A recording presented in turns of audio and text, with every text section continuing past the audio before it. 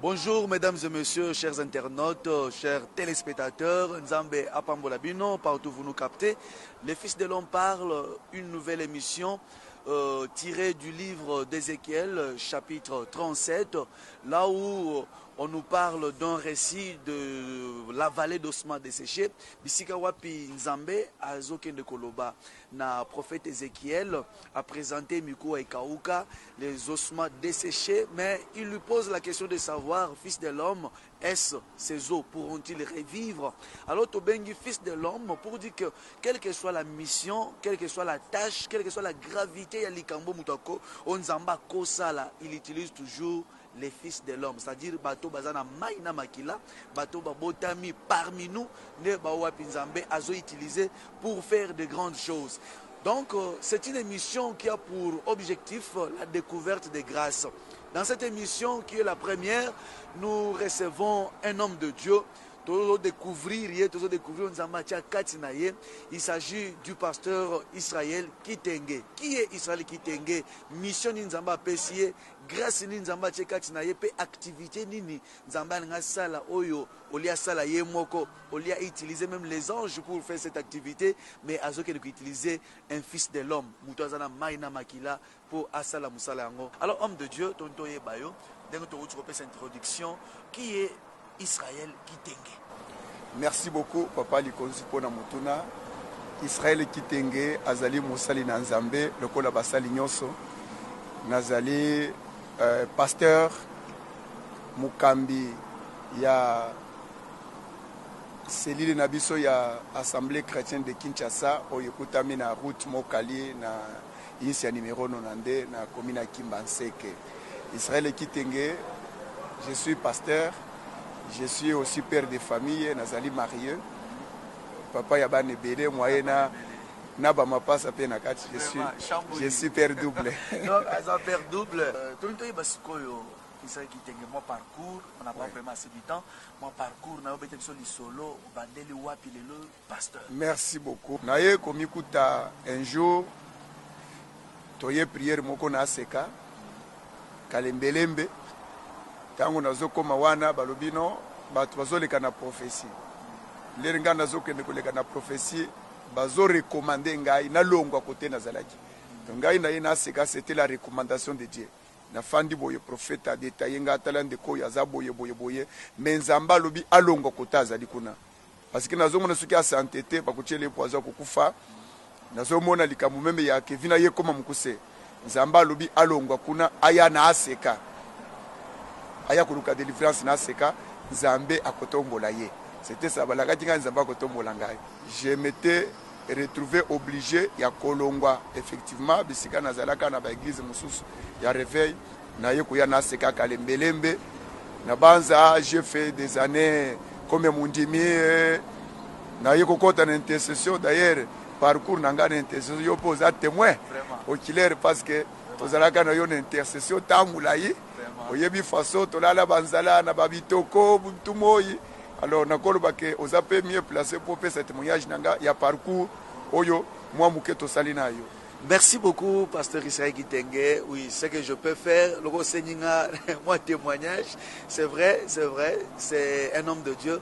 On a ebina ko côtoyer na intercession pour aussi grâce à vos campagnes intercession à Kalembelembe septembre pendant un temps azala qui na koloba directement mon adjoint na groupe au pesa nga restreint vraiment nzama sali grâce lelo il est pasteur na ACK Insia na Mokali oyo église oyo ezali komata vraiment eza mibu ebele te mais c'est botimbuma ezomonana. Alors pasteur Israël Kitenge, quand Dieu veut engager quelqu'un quelque chose un miracle mort quelconque, il utilise toujours les fils de l'homme banana bato bazana maina makila pour faire accomplir une tâche quelconque.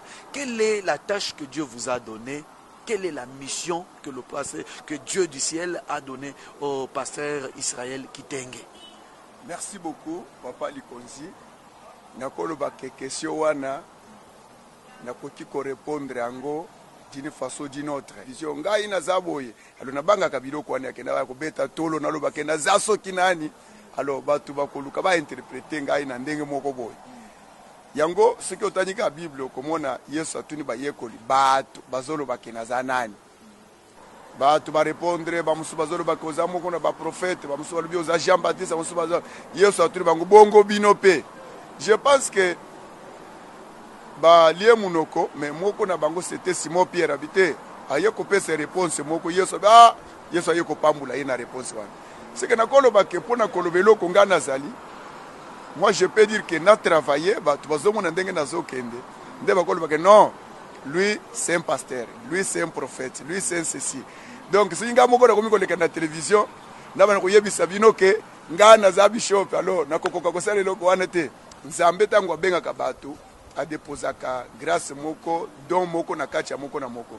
Et voir même mutu moko akoza na badomi balemi sato. Na remarka kana kachi na musala na zaka na fardo ya ku évangéliser. Que sango na Yesu epanzana eyokama partout, lukumu na Yesu eyokama. Na bato yo bandimela yete bayoka ke no Jésus azanzambe. Na zaka na fardo na kachi na ngai. Ya ku évangéliser, ya ku attirer bato bayoka masolo a Jésus. C'est pourquoi ozomona nazali ko organiser à tout moment ba milulu que ce soit na kachi église, lisolo na yepanzana na ba télévision na ba internet partout.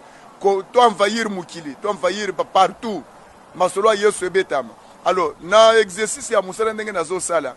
Na remarka ka iloko moko. Peut-être ba tozo dans ba sport, bazoro ba neni ni ba kombo ebele boy ceci cela.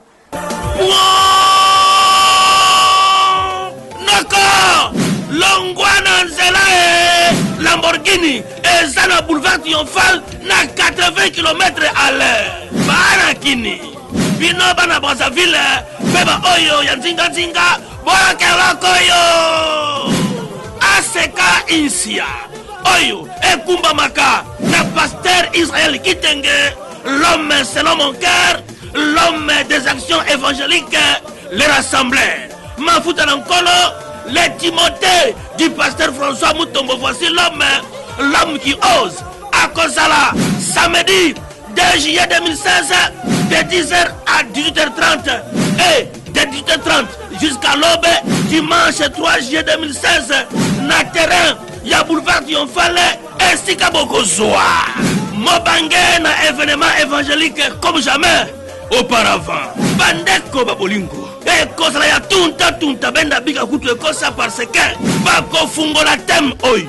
L'un de vous est un démon, selon Jean 6:70. Les voix n'est pas manqué, ezali samedi oyo le 2 juillet na boulevard Triomphal à partir il y a 10h juste. Donc on dit que rendez-vous il y a le 2 juillet, ça rendez-vous il y a ba prière, à combat et à délivrance. Vraiment au Sambela yaka le 2 juillet na Triomphal tozo ya retraite parce que prière kozala kobanda 10h ti 18h veillez pe bandi. Commande 18h ti tongo. Vraiment oko sambela po lobi ba kokata te yo il faut sambela ozonga na yano na nzambe na ndako na yo pe bisako lezolo ba ke mutu nyonso akoya tozomona likambo ya kozonga na carton seke na carton wana yondo ko détenir loko nini koza na carton na yo. C'est pourquoi ozali mukonzi ezala ozali papa oza mama jeune tonani le 2 juillet na boulevard Triomphal yaka na esprit à retraite toluka nzambe na occasion ya deuxième édition na yango koko ebongo bandani yango bakoteya évêque Pascal Mukuna, le patriarche de la CK, l'homme de la renaissance spirituelle en RDC.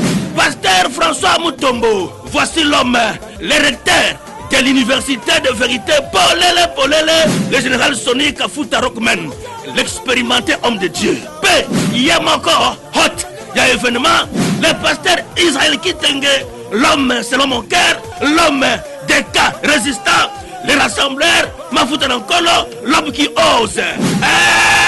Keba, Oyo, et c'est un rendez-vous de prière, de combat et de délivrance pour tous les cas en général.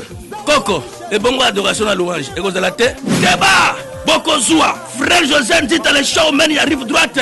Frère Mardoché Kachala, frère Émile Banza, frère Mike Flore, colonne de feu, New Life, les compagnons de Voici l'homme et les autres. Ndekoya Congo, est-ce que Bokoya, yango vraiment boni boye ko, ngana ya tepo, la zéro.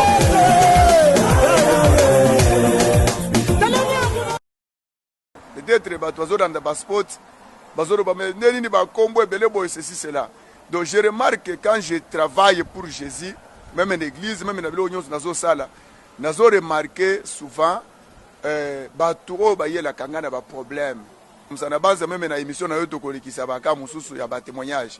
Okomona mutu papa na tamboli na kena banganga na koti l'église, mais tango na yawo sambeli papa na moni nzamba asaleli ngai. Souvent je vis des choses comme ça dans tous les domaines. Ezala ba uzomona ba mususu na ba kaneti ya ba maladie. Basi oyo pensa ba keno ba condamné ba ko bota te. Il y a un Dieu quelque part, notre Père spirituel, à l'obaka toujours, tant que nous avons il faut toujours le dire. Il faut toujours que l'akisa yango na grand public que Nzambe azosala. Pe Nzambe lingaka témoigner. Alors, si j'avais posé cette question, elingi na loba boye. Motonyoso lelo mosana Nzambe, lelo faut miyeba. Peut-être, comme on l'a toujours dit, le pasteur François Mutombo, voici l'homme.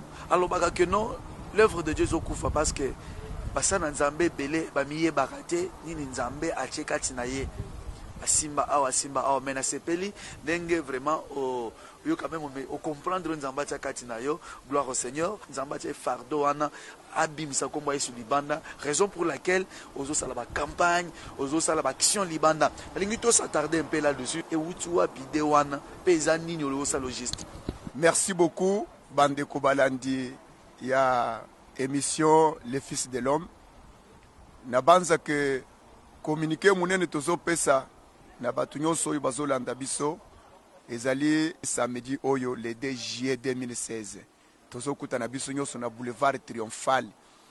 Prière ezo banda de 10h. Tozo kende parce que to mekaki empeta Nzamba che biso likambo na mutema. To rezonadi ke to pesa bana na Nzambeta nano ya kosambela. To bimana ba milulu moko ya likolo ya ke tozo ya toza pressé. Omoni batu baye ba installer ba biloko 13h 14h omoni batu bazali likolo mateya kalate butu ekoti batu bakomi ko bazosambela bazotala ba montre mais ngana koloba ke le 2 juillet tozo ya retraite sur le boulevard Triomphal bolala kana bibembe bolala kana elango bolala ka babisika ndenge na ndenge libanda mais awo siko tozo ya kolala libanda pona Yesu. Et sans oublier que notre Dieu c'est un Dieu de sacrifice, un Dieu qui aime les sacrifices. Nzamba mona ta malili ya libanda wana ya le 2 juillet. Parce que tozo ya de 10h, samedi na 10h, déjà Lusambo et bandi sur Triomphal. Tozo kende moi, ya que tozo sambela, ba peso requête moko, et même combien de minutes, même 1 heure du temps. Il y a place au fandi, ce que mesana tu biloko ya likolo, oko bano koluka otale ke bakokatete, na kokatete. Ce que obani ko zela ke le to bano kopesi tu barekete ya ke to pesi boye, mbala moko to kati, dano lobi maloba mi balete, mais yebage na Triomphal e ko zala bongo te. Alors, tozo ya wana samedi le 2 juillet, kobanda 10h, jusqu'à na pourquoi, tobandi peut veiller, jusqu'à na à l'aube, donc na ba 4h, ba 5h, il y a dimanche le 3, de tozo kata, tozo libéré, ba bazonga, ba kende l'église na bango. Alors, bien aimé, dengue na uti kotali sa yo ke, milulo yo tozo sala, ezali tozo sala ango, toza na pui mo côté ya que non, peut-être, il y a un héros quelque part dans l'ombre où il a financé makamotozo sala non héros dans l'ombre toza na yeza Jésus de mukolo musala na ye. Alors moi na Nzambe nyonso mutu nyonso a bonne volonté toza wapi omoni ken mbongo na yo ekokota pe na likambo na Nzambe. Alors tu peux m'appeler au 089 76 154 69 089 76 154 69. Donc benga na numéro wana ezala buto ezala moi. Alors ezala toza libanda mboka ba Jance ba Monigram ba Western Union eza ebele oyo tamusaka salaka ba transfert de fonds ekokomela biso ekosunga meme na location ya bakiti ekosunga meme na carburant parce que il faut grouper pela ko banda 10h ti na tongo nango.